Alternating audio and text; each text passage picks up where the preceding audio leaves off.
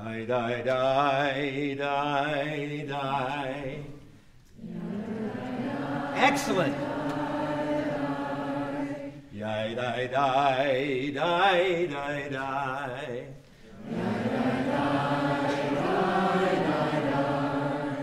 Die, die, die, die, die, die, die. Die, die, die, die, die. Die, die, die.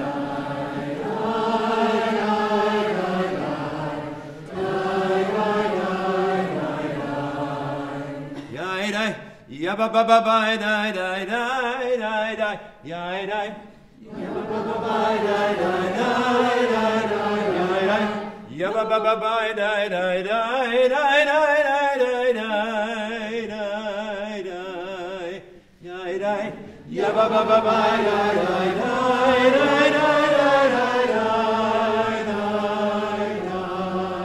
My goodness, for a moment I thought I was in Wales.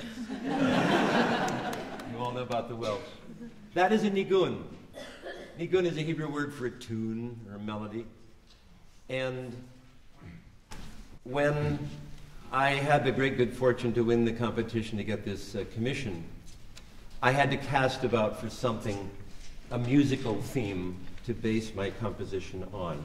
And before I say something about that nigun and the other two, I want to echo my thanks and to the Kaplan Foundation and my recognition of their shrewd and insightful focus on a cultural connection to Jewish tradition and Jewish culture rather than, say, a political one.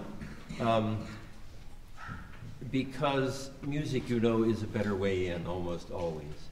And I also want to thank Janet, who has driven this project for a long time and who has been incredibly supportive of me in the writing and also in the production of this, and the other people on faculty, Eric over here on the euphonium, who has shared everything about the recording studio and other things and what goes on in the department, and Ben, who let me sit in his theory classes, and Patrick, whose chamber choir performance I enjoyed so much at the church. And there's thoughtful and intelligent questions I got from the students, but particularly for the joy of working with this amazing community band full of young musicians and young at heart musicians. All of them will tell you, you want to stay young in your heart. Playing music, singing music will do it for you. So I thought, all right, I got to base the piece on something, you know, Hava, Nagila, Hava, forget that.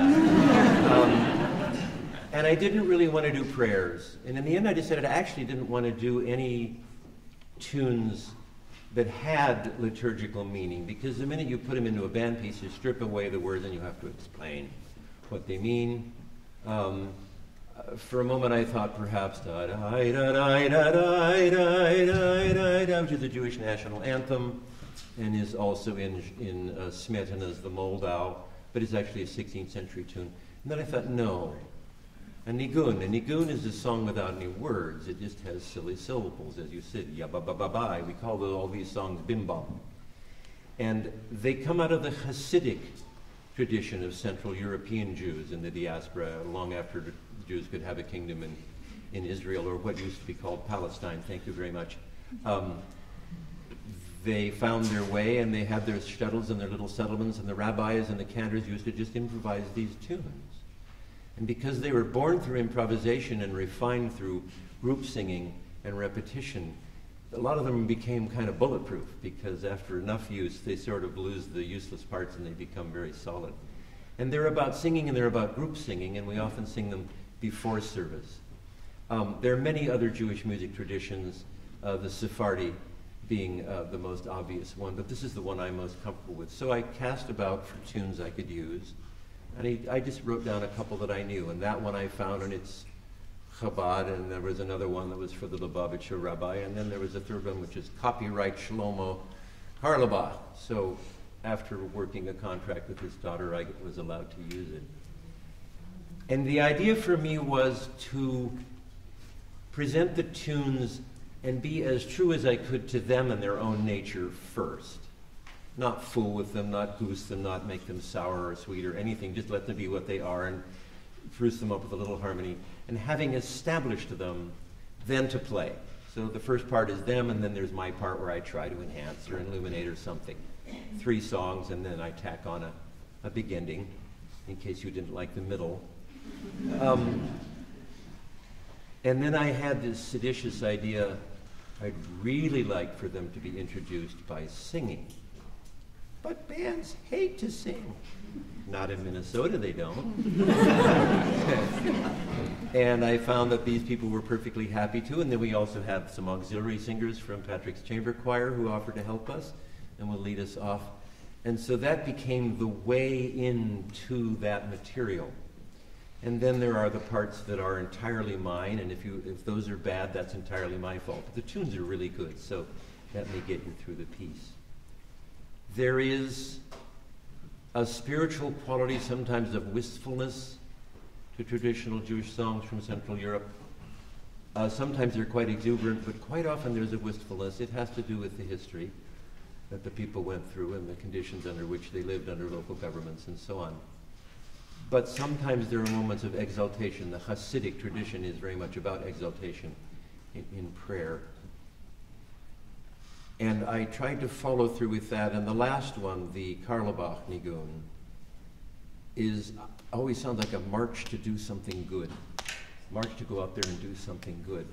And so I seized upon that to make an ending that is about the warning that we get in our services for the High Holy Days, which is the end of our liturgical year, where after 10 days of making it right with your friends and neighbors, anything you've done wrong, and asking God to forgive you for the promises you've made that you didn't keep, the door is closed on the year. Whatever credits or debits you have, those are in the book of life, and now you start fresh with the new year. And at the end of those services, they blow the shofar. How many of you know about the shofar? It's a kudu horn, or ram's horn. The ram's horn ones are short and they don't have much sound, but the kudu horns are amazing. And there are some traditional calls on them, kind of like bugle calls, only they're just a few notes.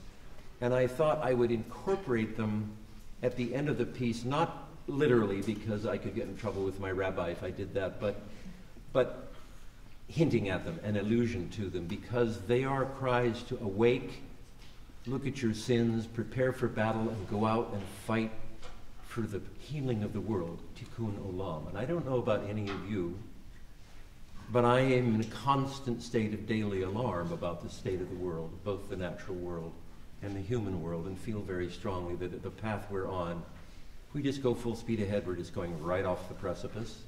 And unless we step off that path and find something else to do and fight for what's better, we're doomed. So that's the alert. That's the encouragement at the end of the piece is, please wake up, do something, go out there and fight for what you believe is right. Try to make the world better and heal it. So I give you, what else do they need to know? Nothing. Oh yes, if you want to know more, you have a 1,000-word program out in front of you. How many of you read it? I have to warn you, it's going to be on the final. But seriously, if you want to know a lot more, there's a lot more there. Okay, so Nigun Prophecy, prophecy in the sense of I prophesy either ending in fire or ending in ice, right? Something sort of up to us.